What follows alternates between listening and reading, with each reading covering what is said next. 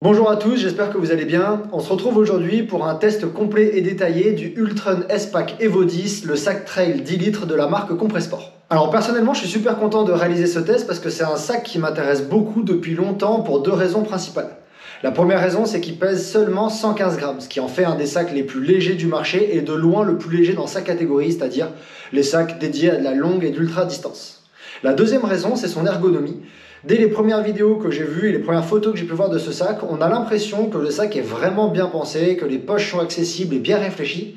Et ça, c'est quelque chose qu'on ne retrouve pas dans tous les sacs et ça m'a attiré. Alors, le test de ce sac va se dérouler en trois parties. Tout d'abord, je vais vous faire là rapidement une description un peu détaillée de comment est-ce que le sac se présente, quelles sont ses poches, etc. Ensuite, on va le prendre, on va le charger et on va aller avec sur le terrain. On va voir à quel point est-ce qu'il est stable, comment est-ce qu'il s'organise, comment est-ce qu'on le manipule dans des vraies conditions de trail. Et enfin, on reviendra ici et puis je vous ferai un petit retour de moi ce que je pense de ce sac, les points positifs et les points négatifs. Alors, comment est organisé le sac? Comme vous pouvez le voir ici, le sac est composé de deux poches frontales qui sont faites pour accueillir les flasques de 500 ml qui sont fournies avec. Et on retrouve également devant deux poches, de larges poches qui sont faites pour accueillir la nourriture et qui sont élastiques. On a également ici sur le côté par-dessus superposé une poche zippée avec fermeture éclair qui a pour but d'accueillir le téléphone. On retrouve également un système de serrage par lacet en 4 points avec une bande, une ficelle élastique. On a également ici en haut une poche zippée pour accueillir par exemple des clés. Ici, une poche avec un scratch qui a pour objectif d'accueillir par exemple des déchets. Donc ça, c'est pour la partie avant du sac. Derrière de ce sac, on retrouve une grande poche qui est plaquée contre le dos et fermée en haut avec un scratch. La poche fait quasiment tout le dos. Et on a deux poches superposées, l'une par-dessus l'autre, accessibles par la gauche et par la droite du sac. Donc une ici et une, la même de ce côté-là, toutes les deux fermées avec un scratch. Ici, par-dessus ces deux poches superposées, on a le système de porte-bâton, hein, le système qui permet de ranger et porter les bâtons. Et sur le côté, qui passe dessous les aisselles, on a un système de serrage transversal qui permet de plaquer l'avant du sac au dos du sac. Ce système de serrage, généralement, il est plutôt relâché au début et au fur et à mesure que les flasques se vident, on resserre un petit peu pour augmenter la stabilité. À l'avant, j'ai oublié de le mentionner, on a également un sifflet ici qui est fourni avec le sac. Alors la première impression quand on sort ce sac de l'emballage, en tout cas la mienne, c'est que c'est un sac qui est d'une haute qualité. On voit que c'est un tissu de bonne qualité et élastique comme Compressport sait le faire. Le sac n'a pas d'armature, c'est-à-dire que ça participe à sa légèreté. Il tient dans la main comme ça, remballé. Donc ça renforce le côté gilet. On voit qu'il est bien pensé, on va aller tester ça sur le terrain, mais on voit de suite que les poches sont bien réfléchies, qu'elles sont larges, qu'elles ont beaucoup de profondeur sur les côtés, qu'elles semblent accessibles derrière. Donc ça pour moi c'est vraiment un point positif. Donc ma première impression quand je sors ce sac, elle est super positive. On voit que c'est un sac d'une grande qualité et on va pouvoir aller vérifier ça sur le terrain et voir si ça se confirme. Alors, trêve de description, on va prendre ce sac, on va le charger avec le matériel obligatoire de la prochaine course à laquelle je participe, à savoir le Lavaredo by UTMB 80 km, donc il demande quand même une certaine quantité de matériel obligatoire, je vous en parlerai plus quand on sera sur le terrain. On va le charger, on va le passer et on va aller voir comment il se comporte quand on court avec.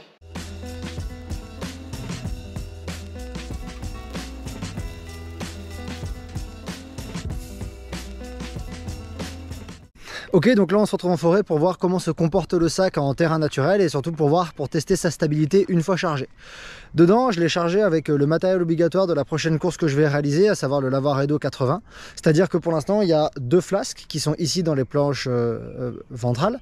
Il y a de la nourriture à droite et à gauche, ainsi que mon téléphone dans cette poche-là ici. Derrière, j'ai un manche longue chaud de 180 grammes, un collant, un cache-cou, un bonnet, des gants, ma frontale, une pile de recharge pour la frontale. J'ai également une veste imperméable et coupe-vent.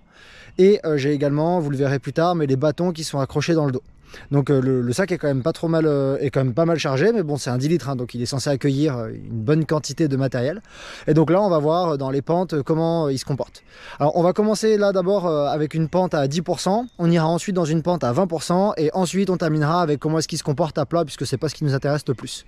Donc moi ce que je vais faire, c'est que je vais vous faire en fait plusieurs vidéos, à savoir des vidéos dans les pentes à -10, des vidéos dans la pente à -20 et des vidéos à plat.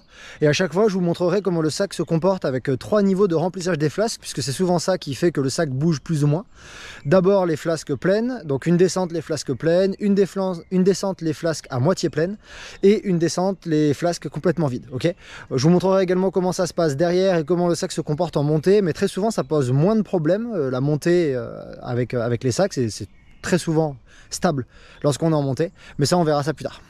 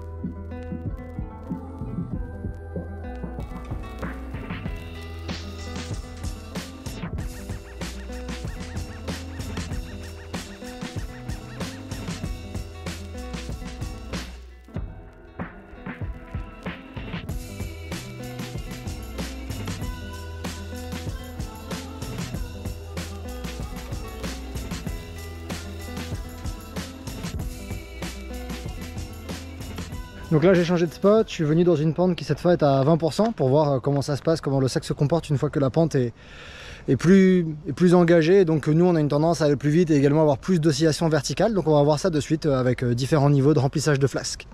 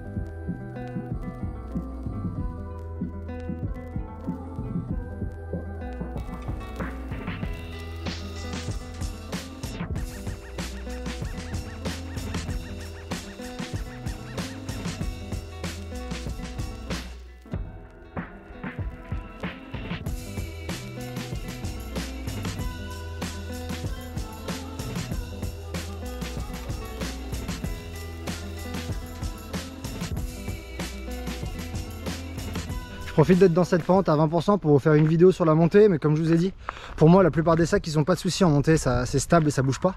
Juste je vais vous montrer quelque chose que j'apprécie beaucoup sur ce sac Compressport et qui renvoie au système de serrage qui est assez bien pensé, pour pas dire très bien pensé, et qui se desserre et resserre très facilement en fonction des situations. Donc je vais vous le montrer là. Voilà, c'est un système par lacet ici, et en fait moi ce que je fais très souvent dans la montée, si j'ai un petit peu chaud, j'ai envie de respirer, en 2 secondes en fait, hop là, on enlève des lacets, ce qui permet de respirer un peu, gagner en air, ok. Et après, il suffit de rattraper chaque. Voilà, à une main c'est pas facile, mais vous avez compris le principe. On rattrape, hop, on resserre, et c'est reparti pour la descente. Donc ça permet pour moi d'adapter assez facilement le niveau de serrage en fonction de si c'est de la montée ou de la descente, ce qui est assez agréable. Moi je me suis déjà retrouvé là dans des côtes où j'avais bien chaud, où je respirais fort parce que ça montait dur, et en fait je pouvais desserrer, resserrer assez facilement. Donc ça je trouve que c'est très bien pensé et ça change de certains systèmes qui des fois sont un peu difficiles à bidouiller. Alors j'en profite là d'avoir une table à disposition pour vous montrer 2-3 manipulations qu'on peut réaliser avec les mains libres, c'est-à-dire comme ce serait le cas en trail si on était en train d'utiliser le sac, puisque depuis tout à l'heure je tiens la caméra à la main, ce qui me limite un peu dans les mouvements.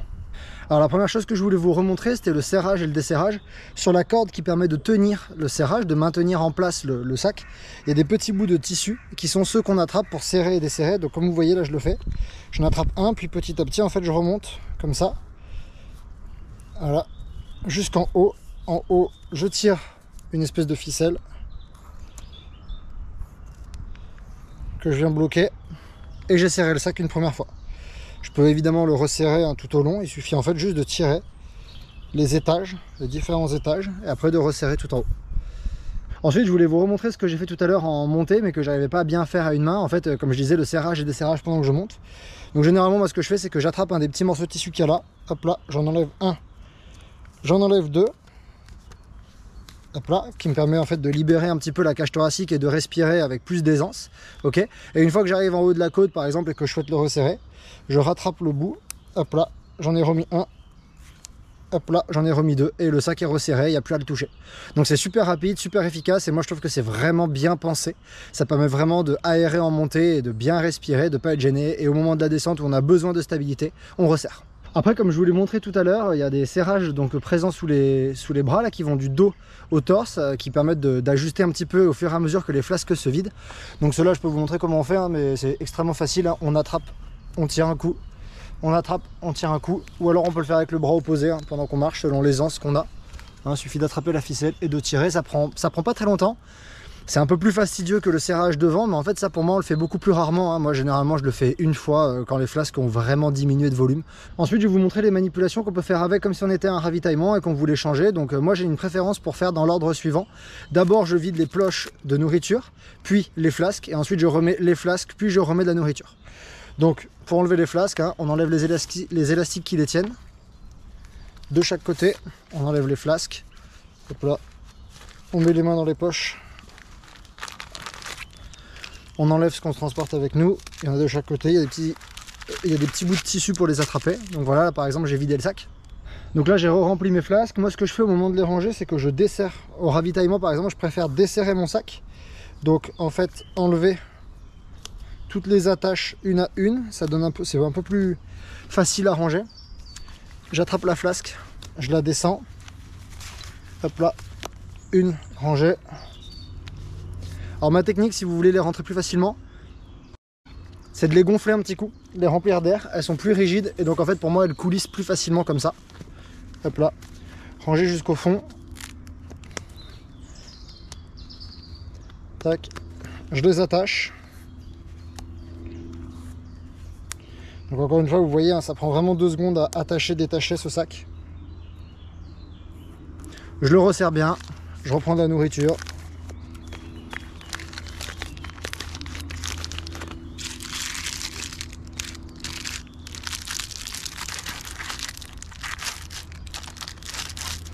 Je remplis.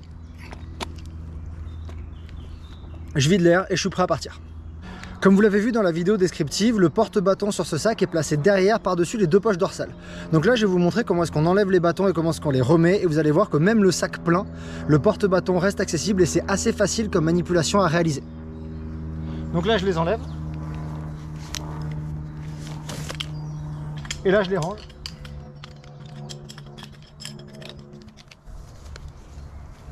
Le premier élastique.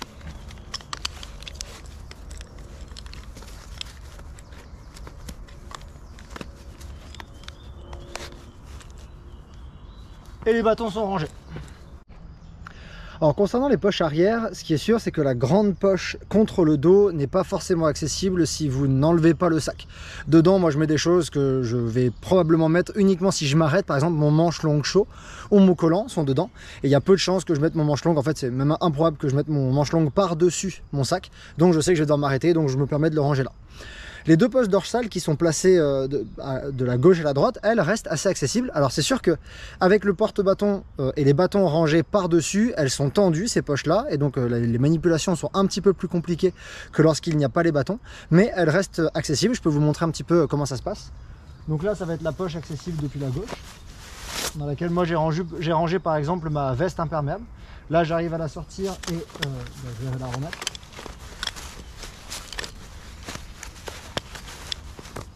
Voilà. Et de l'autre côté, j'avais mis mon cache-cou, mes gants et ma frontale. Donc, de ce côté-là. Que j'arrive à sortir et en cas de besoin.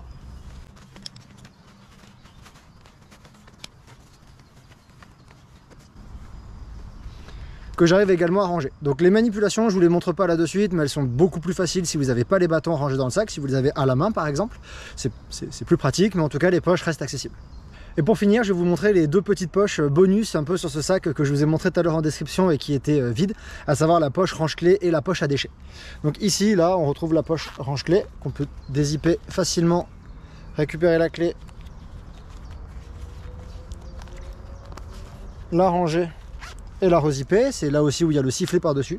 Et ici, juste derrière la flasque gauche, la poche à déchets, donc qui est assez profonde, dans laquelle on peut fourrer les déchets et refermer. Alors vous pouvez les utiliser pour ça, il n'y a pas de souci. Moi je sais que par exemple en course, en fait, je pars sans mes clés. La poche à déchets, des fois j'ai des poches sur mon short par exemple, donc je les utilise plutôt pour ça. Et donc par exemple moi dans ces poches là, je mets des gels de secours, ce que j'appelle mes gels de secours. J'ai souvent par exemple un gel caféine ou deux en secours en cas de vraiment moment difficile, si je veux rebondir. Et bah par exemple je les range dans ces poches là, ce qui fait que je les ai toujours et je ne les mélange pas avec ma nourriture pour la portion en autonomie, que je range plutôt dans les poches frontales. Voilà. Donc c'est tout pour les images du sac en pente, à moins 10 et moins 20%. Je vous ai montré comment il se comporte avec le sac, encore une fois, je vous le rappelle, plein, avec tout le matériel obligatoire qu'une compétition à laquelle je participais impose. Donc ça fait quand même un sacré chargement, mais c'est un 10 litres, hein, et le sac l'accueille sans problème, hein. J'ai encore de la place, surtout dans la partie dorsale en haut, là, dans la poche qui est plaquée au dos. Je pourrais encore mettre du matériel, donc ça c'est un joli volume, et ça c'est assez agréable.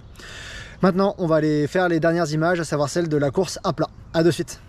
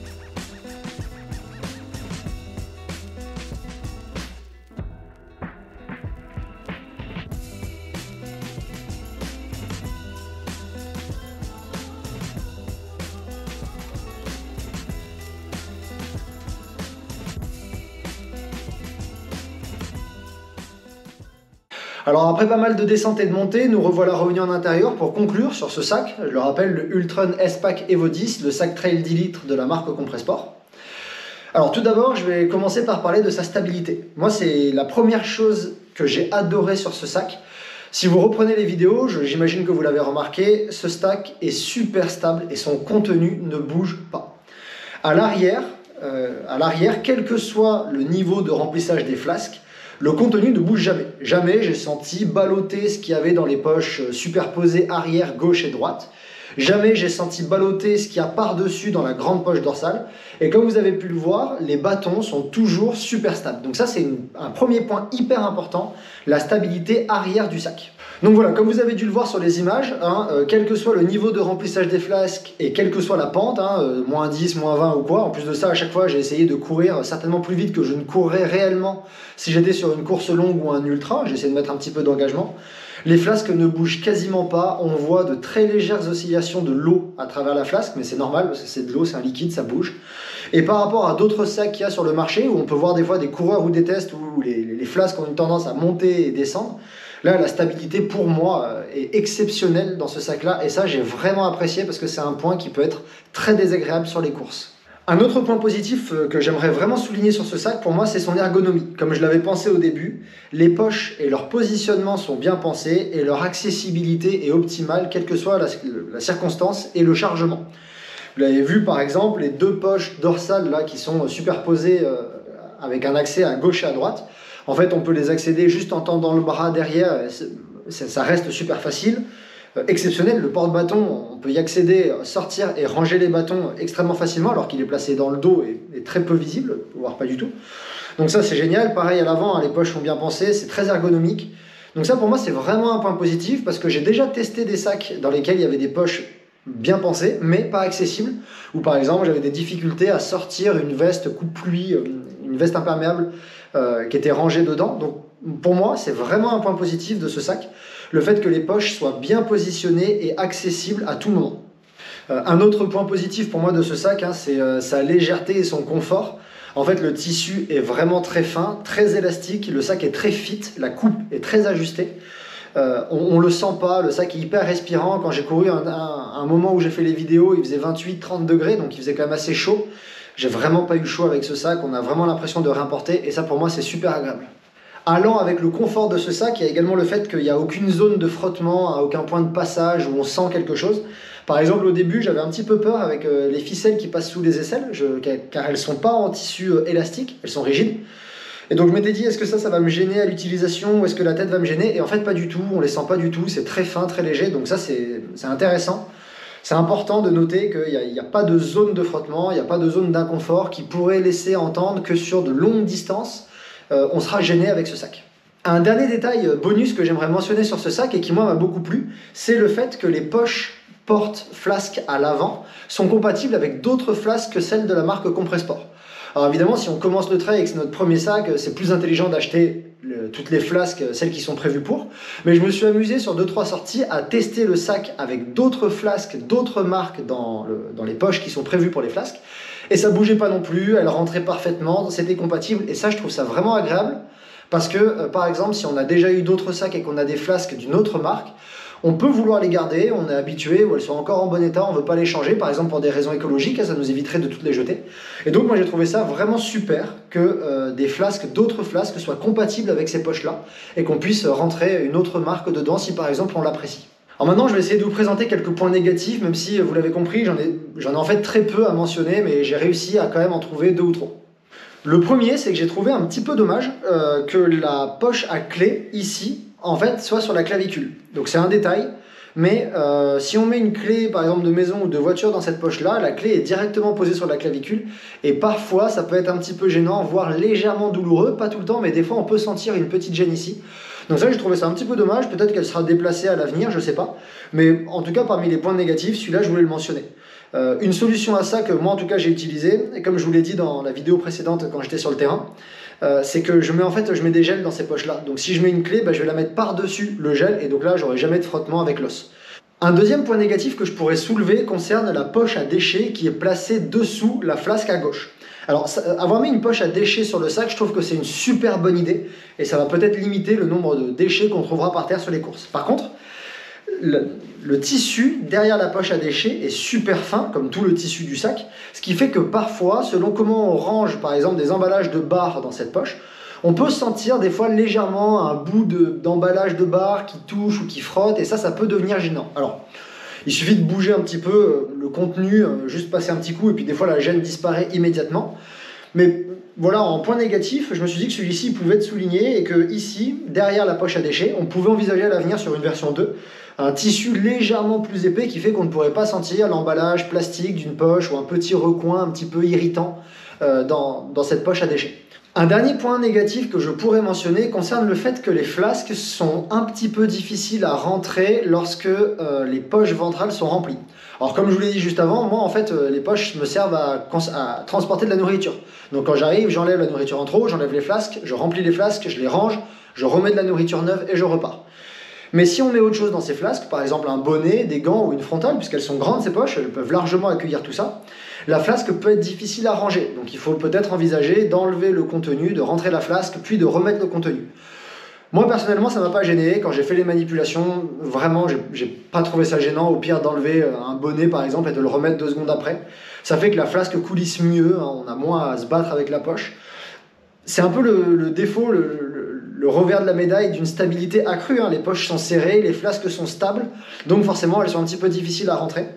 Il y a peut-être des personnes qui trouveront ça gênant, hein, de devoir avoir plutôt, que ce soit plus facile les poches vides. Moi ça m'a pas du tout gêné, mais je pense qu'on pouvait le mentionner. Alors en conclusion, ce sac Compressport, pour moi c'est un gros coup de cœur. Super stable, super économique, super fit, super léger. Il a tout ce que je recherche dans un sac. À l'heure à laquelle je réalise cette vidéo, ça fait 3 semaines que j'ai reçu ce sac, il a à peu près 200 km au compteur, et en fait j'ai pas du tout réutilisé mes autres sacs depuis parce qu'il m'a complètement conquis.